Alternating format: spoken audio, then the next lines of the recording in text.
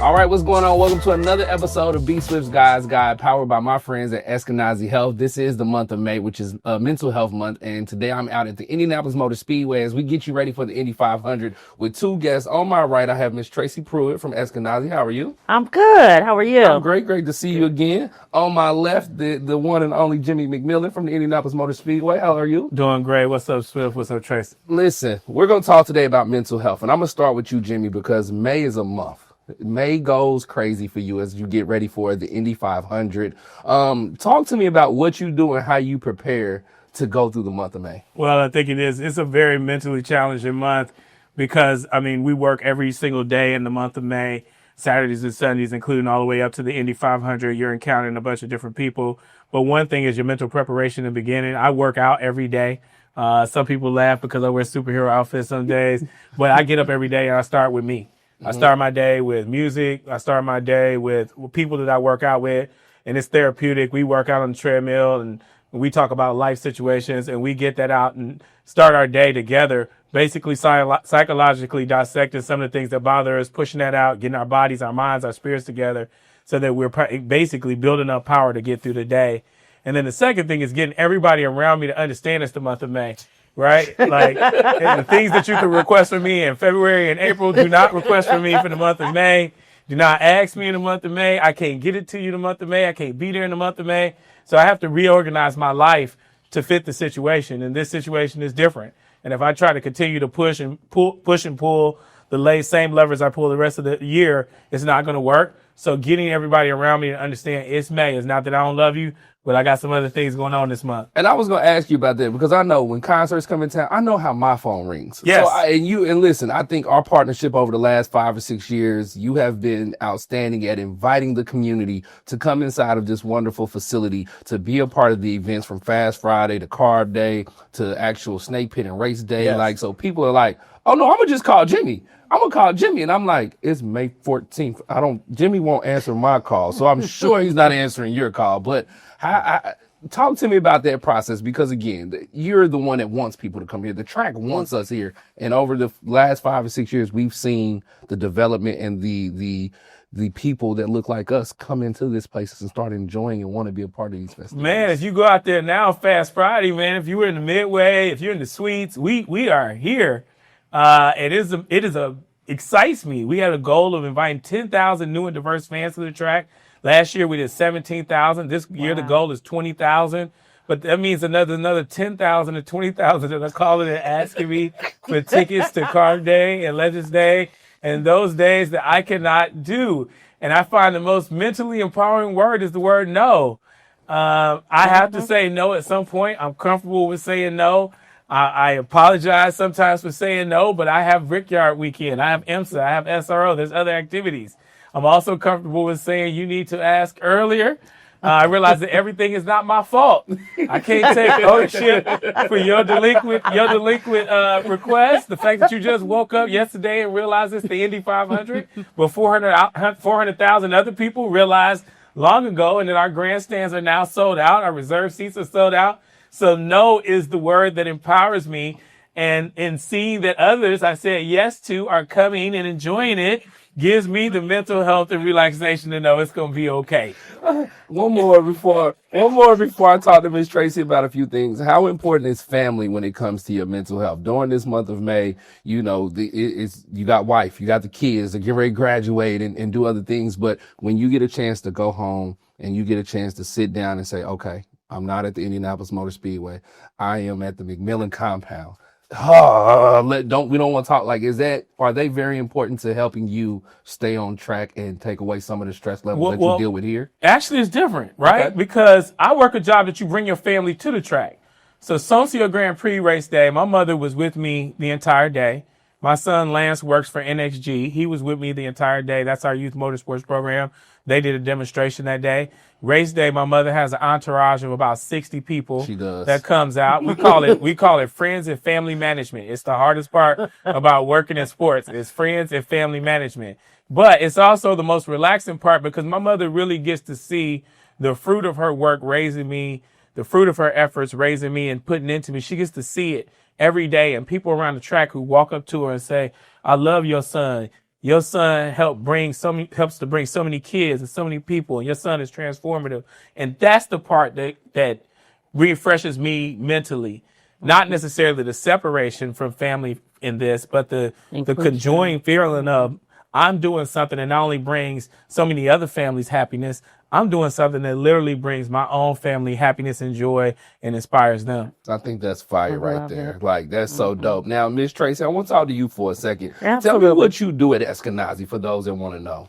So I'm a training facilitator. So I have the privilege of going out in Marion County training people in youth mental health first aid. I do talks about trauma-informed care, self-care, secondary trauma. Just I get the opportunity to help decrease mental health stigma and increase mental health awareness. I love that, right? And Yes. we're in the month of May. Of course, we're talking Motor Speedway, but one thing that's going to happen is the kids. They're about to be home.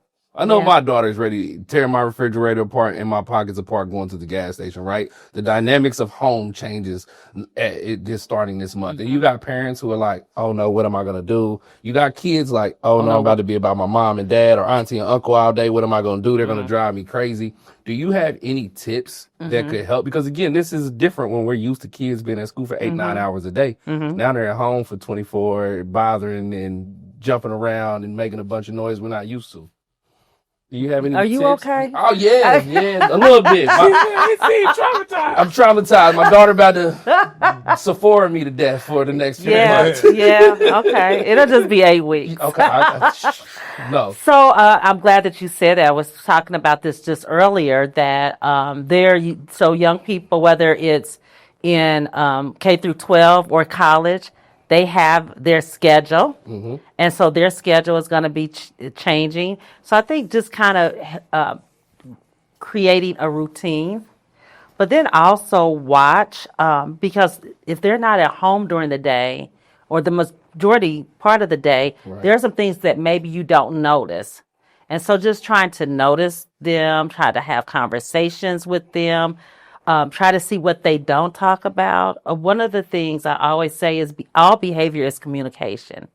So, when they're slamming the door because you don't want to go to Sephora, that is communication.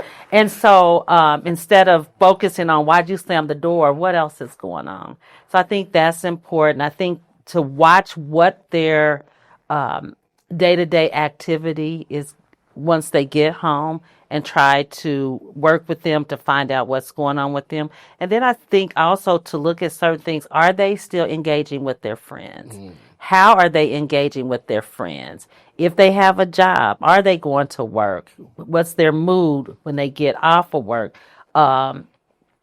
If they're not doing some of the activities that they once loved. Okay. Paying attention to those things. And then just also recognizing, are they isolating? How much time are they spending on social media? What is their reaction when you say leave the phone in the room and let's spend some time just engaging just with each other? What is their reaction to that? Do you have a safe zone to say for this amount of time we're not going to do any electronics? But then also as a parent and as a caregiver, you participate in it. This is easy to say, put your phone down, but then you have your phone, or put your phone down, but you're looking on your computer. And so trying to create that, finding some other things to do. What are some other activities that can be done outside of the home? And it doesn't mean that you have to pay a lot of money. I mean, it could just be going outside, walking to the gas station instead of driving. Yeah, just walk into the gas station. But I think that's important, just to pay attention and know that you can recreate a different sense because it's a new normal. Yeah. While they're not in school. Now, let me add to that. Parents in Indiana, I think you need to spend this summer getting your kids ready.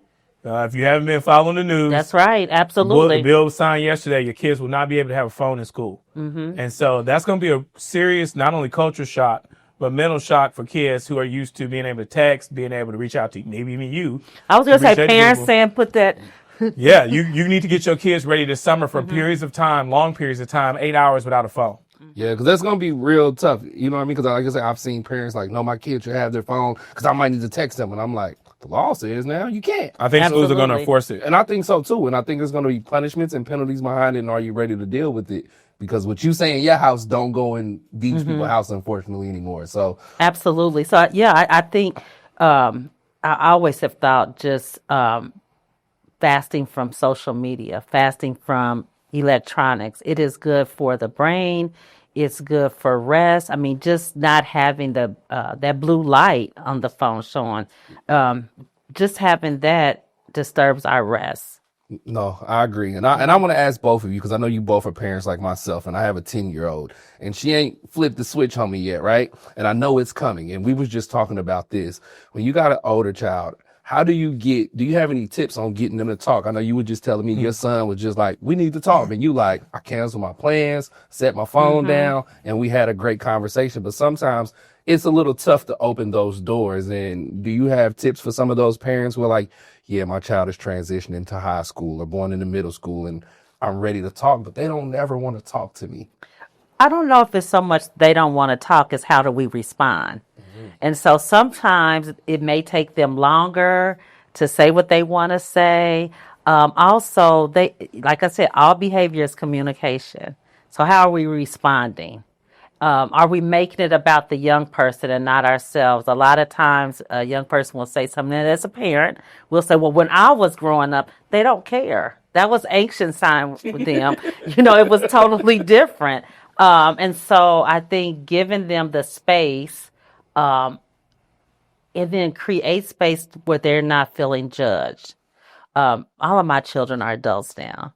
But what I do look at now is that children want to please their parent or their caregiver. They really do. They don't know how to go about doing it, but they really want them happy. And so we just have to watch how we react to what they do. And then, developmental, your daughter's not there yet, but about 12 or 13, they Tell her just she's gonna go crazy on me. I know it. I'm just prepared. They just don't know. They're feeling different. I mean, hormones are changing, and they just don't know how. But just being able to say it's okay not to be okay.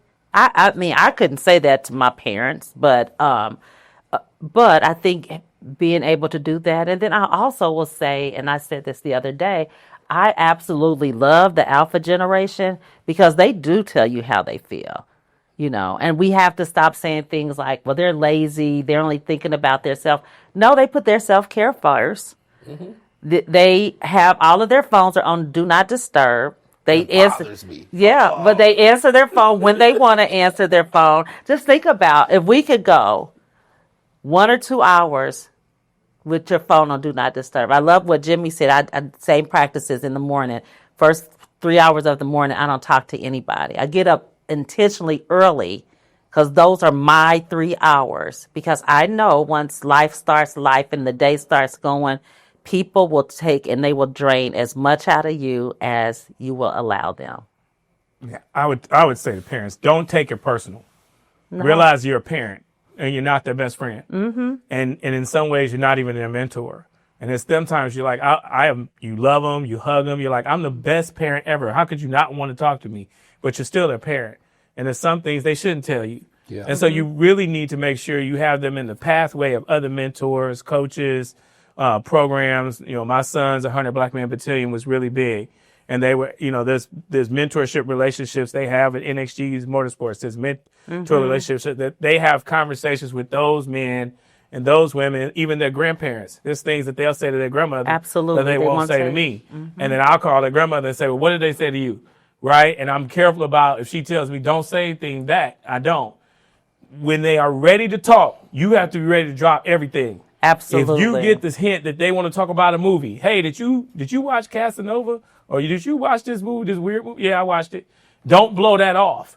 That's your opening to turn your phone off, to cancel your schedule and say, why do you want to talk about this movie? What's going on?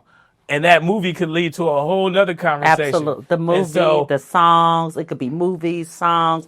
I mean, just coming out to the track. Right.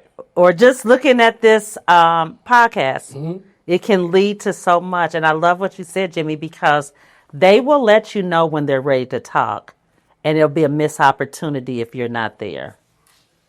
And I love that because, again, as a dad, I'm trying to find myself, and I tell her, she's like, no. I'm like, it's cool. At 12, 13, you're going to switch. I'm prepared. But I'm also having those conversations with the big cousin. She's going to come and tell you things. I'm not asking what she tells you, but just guide her, please, because I'm going to need your help. And it's okay. Like, I did that with my dad. I didn't tell my dad everything. I had an uncle. He was my best friend to me. Like, and he might not have been my best friend in his brain, but to me, hey, I'm doing this. I got this. This girl is, you're like, oh, okay. And whatever he did with the info was his piece. I didn't, but it helped a whole lot. Now, coming out here, Jimmy, I want to get back to both of you. Again, it's Mental Health Month. Dealing with the race, dealing with Speedway, dealing with the traffic, dealing with the environment. What are some tips that you can give people as we get ready for the Indy 500, both of you, on being cool, keeping a cool head, being prepared for the madness that happens inside of this place, outside of this place, and around this place? First of all, read.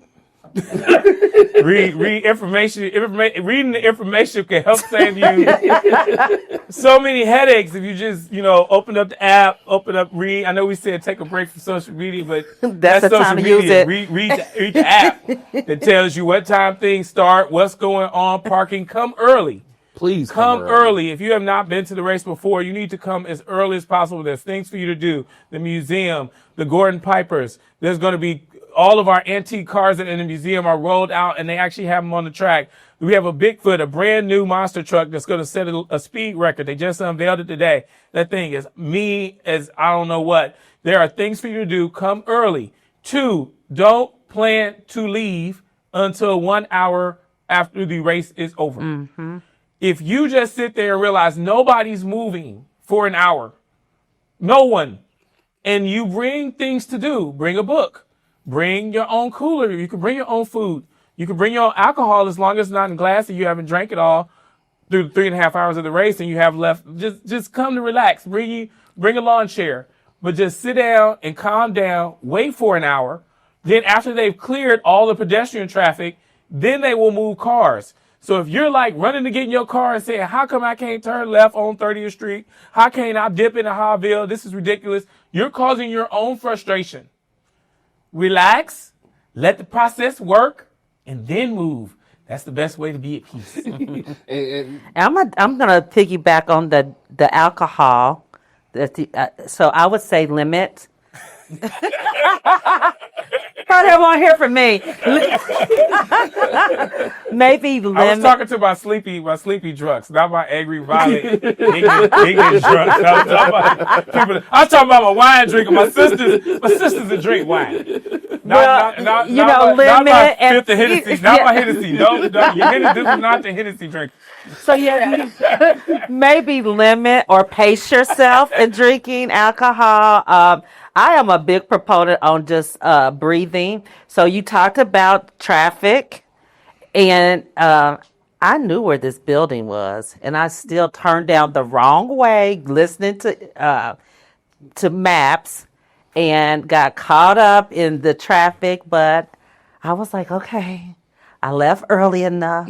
I'm still going to be there on time because I'm a big component of time. And then it didn't help when Sean was like, well, yeah, I'm talking to Be Swift right here. Then I was like, okay, we still got time. I told him I wasn't going to be there until this particular time. So I'd say things that can alleviate your anxiety or feelings of anxiety.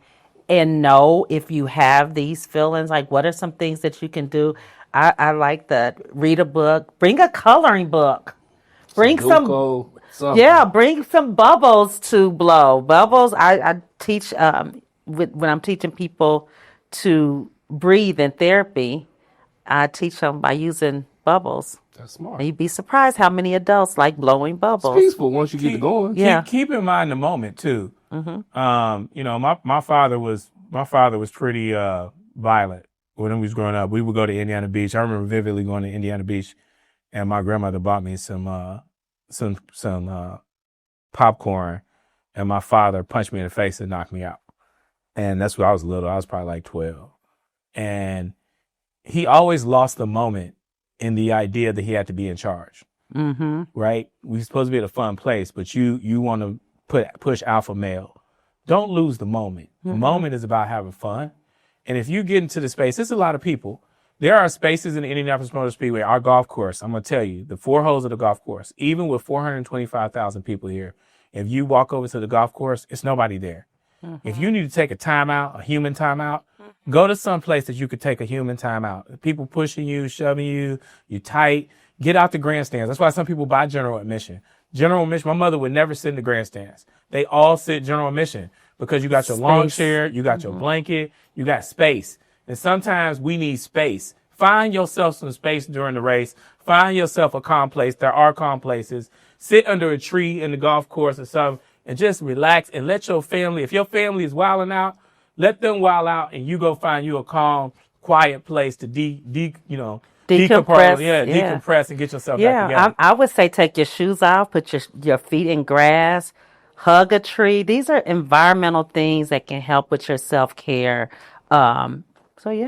Listen, I think all of those are important because, again, being out here the last few years, being in the craziness of the crowds and needing a woosah moment to get away from people is very important. And you can find that, well, like you say, just go lay out on the grass. I've done that before. This probably been the most peacefulest thing I've ever done. Just find a little patch on one of the turns, lay out, nobody's bothering. They might come out. You okay? You need some water? Yeah. I'm fine. Because usually the other people that laid out, they doing the same thing. Yeah, or they've had a couple of drinks, and so they're not talking. So nobody's talking when you're laid out in the grass. Nah, and it's just peaceful, and it's a chance to find a moment to relax. Well, look, I'm not gonna hold you to. I thank you for both coming and talking to me today. Thank you, absolutely. As we get ready for an amazing Indy 500, it's gonna be great. Sunday, May 24th. I will be in line to park my car at 4 a.m. Yes. Okay. Understand when we say come early, we really mean come early. When we say leave late, we really mean leave late. If you park inside of turn 3, then you understand what we mean. I learned that the hard way, parking in the infield.